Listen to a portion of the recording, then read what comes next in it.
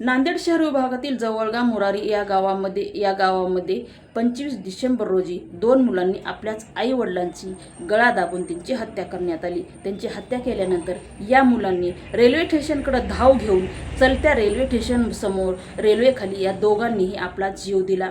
त्या दोन्हीही जोडप्याची आज भलेही आर्थिक परिस्थिती बरी नव्हती, पण याच आर्थिक परिस्थितीमधून रजाचा गच करून या 2 मुलांना त्यांनी वाढवलं आणि पुढे चालून हीच मुलं आपली आधार बनणार आहेत, आपला पाठिंबा बनणार आहेत असं प्रत्येक आई वडिलांना वाटतं आणि हाडाची काडं करून प्रत्येक आई वडील आपल्या मुलांचा सांभाळ करतात। परंतु बरेच मुलं आपल्या वडिलांचा सांभाळ करत नाहीत। लग्न झाल्याच्या नंतर त्यांना याच आई वडिलांना मुलं अनाथ आश्रमामध्ये दाखल करतात आणि काही मुलं जर अशी असतील की जन्म दिलेल्या आई वडिलांचा जर त्यांनी गळा दाबून जर हत्या करत असतील तर बोलण्यासारखा मला शब्द सुचत नाही की ज्यावेळेस ही दोन्ही मुलं आई वडिलांचे गळा दाबत असतील त्यावेळी या मुलांच्या मनामध्ये काही कसं वाटलं नसेल आणि ज्यावेळेस हीच मुलं त्या आई वडिलांची गळे दाबत होती, त्यांचा खून करत होती, त्यावेळेस त्या आई वडिलांनी काय विचार केला असेल आणि याच मुलांबद्दल त्या आई वडिलांच्या मनामध्ये असं काय वाटत असेल, काय निर्माण झालं असेल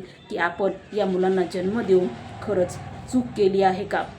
महाराष्ट्रामध्ये असे माझे बरेच तरुण युवक आहेत ज्यांच्या आईवडिलांचा त्यांनी सांभाळ आजकाल करत नाहीत। तर या तरुण जे वर्ग आहे त्यांना माझी विनंती आहे की आपल्या आईवडिलांचा मान सन्मान करा, त्यांचा सत्कार करा, त्यांचा चांगला सांभाळ करा, कारण त्यांनी तुम्हाला फक्त जन्मच दिला नाही तर हाडाचे काडं करून तुम्हाला मोठं केलं आहे आणि ही जग आणि ही दुनियादारी दाखवलेली आहे। म्हणून कुठल्याही युवकाने आपल्या आईवडिलांचा असा खून करू नये, कारण जर आईवडिलांच्या गर्भाचाच जर मुलं खून करत असतील तर यापुढे माणूस आणि माणुसकी आहे का हा शब्दच मला सुचत नाही।